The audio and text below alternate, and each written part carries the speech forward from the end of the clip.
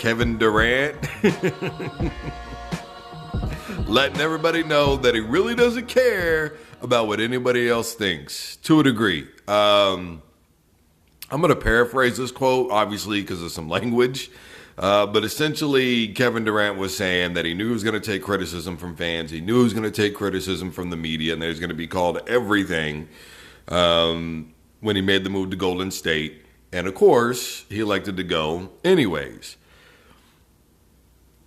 It's funny that he says that he doesn't care, obviously, because as most of us know, there was the when he tried to troll everybody on Twitter, right? And basically he was catfishing himself, and he didn't accomplish that feat very well. But I think that we all need to kind of move on from that.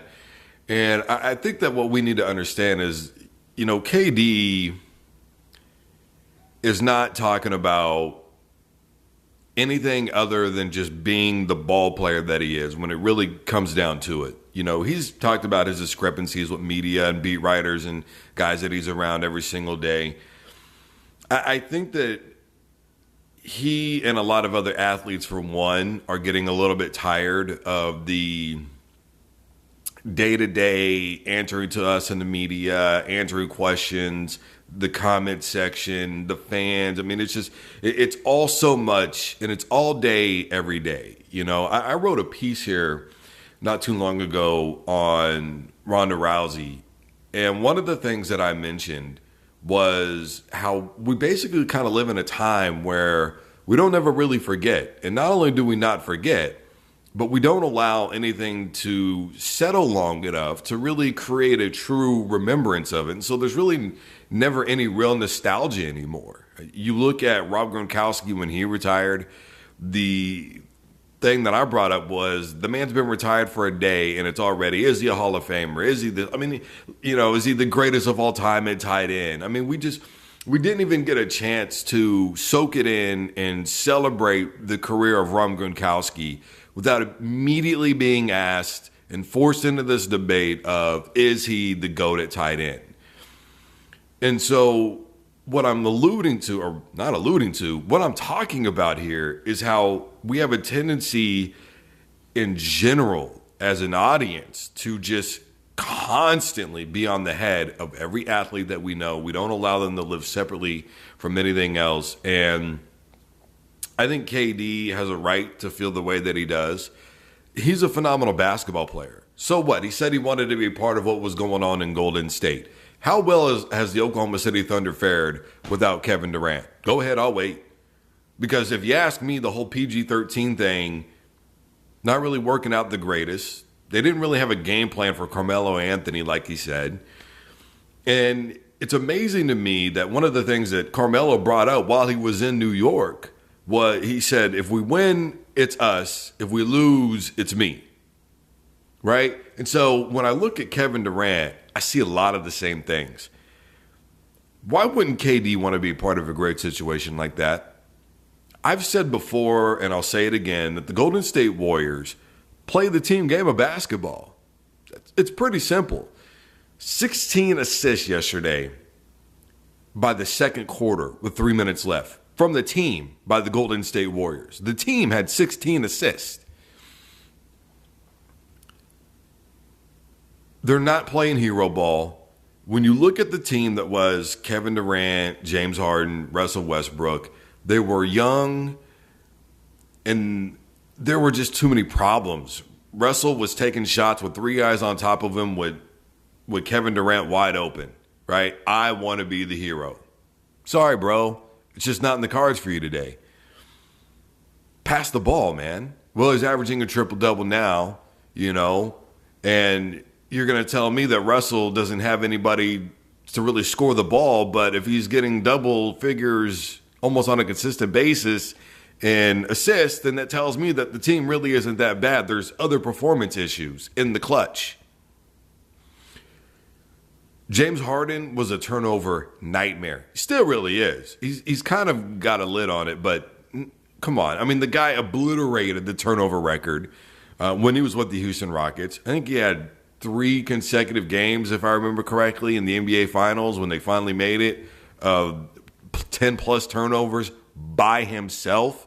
And that included games where the Oklahoma City Thunder were up by 20 plus points. So when you're turning the ball over that much, how can you expect to hang on to the lead? And as an athlete, as a player, what would you be frustrated with? Would you be frustrated with the lack of passing? Would you be frustrated with the amount of turnovers? Would you be upset with the fact that people aren't just doing what they need to do to win games? I mean, last night, Kevin Durant, if you were watching him, wasn't taking shots that he didn't need to. He was passing the rock, taking shots when he needed to. It's all about feeling it out, you know? And I think that we are overly critical of Kevin Durant. And I've been saying for a long time, and I maintain this, that to me, Kevin Durant's a better basketball player than LeBron James.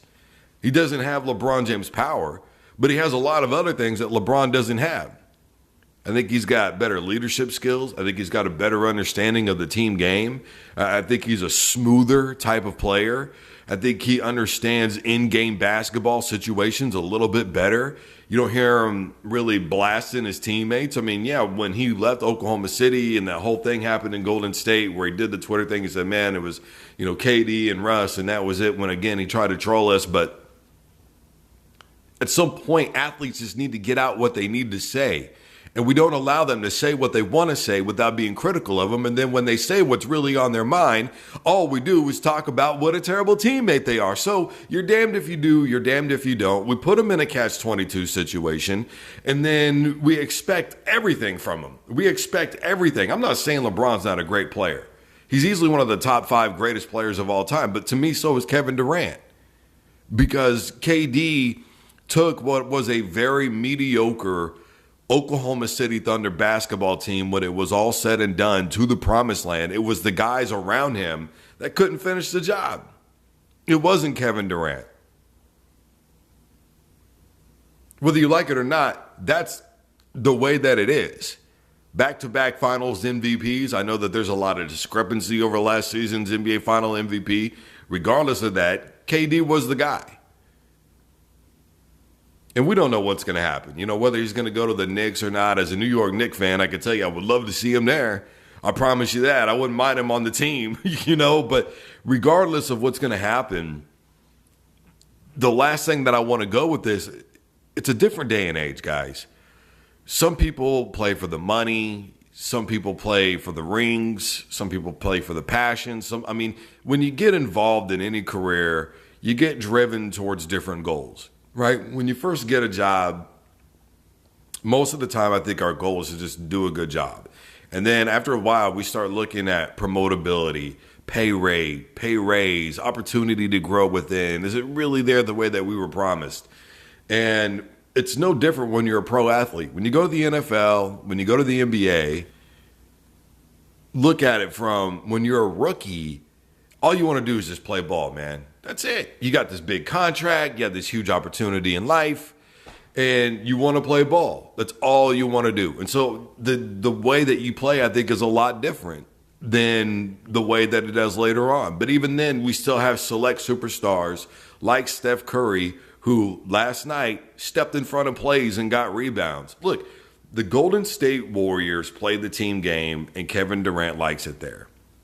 There's other factors. Some guys want to go to certain cities. A lot of people think that LeBron went to L.A. just because he wanted to be in L.A. Some people love being in places where, they may never get a championship, but they love being in the city. They love the atmosphere. And them and the people there, they get it. They have this connection with each other, Kind of like what's going on with Baker Mayfield in Cleveland right now, right? Same thing. Baker's not from there. But they get it. They get it with each other. It was meant to be. You know what I mean? So I feel like in this day and age, we need to let players do what they want to do. Everybody's got a reason why they want to leave. And the athletes in the breed that has come up now, the generation, they understand more so than ever the contract game, the business aspect of it, the financial gain that you can get, the need to be able to carry yourself for life after sports. And I think that while they're here, instead of being overly critical the way that we tend to be, I think that we really need to be more, we watch sports for enjoyment. So why not enjoy the game more? It's so easy to criticize. I could point out every single flaw in LeBron's game and KD's game and Steph Curry's game and Jordan's game, Kobe's game. It doesn't matter. It's really easy. It's very easy.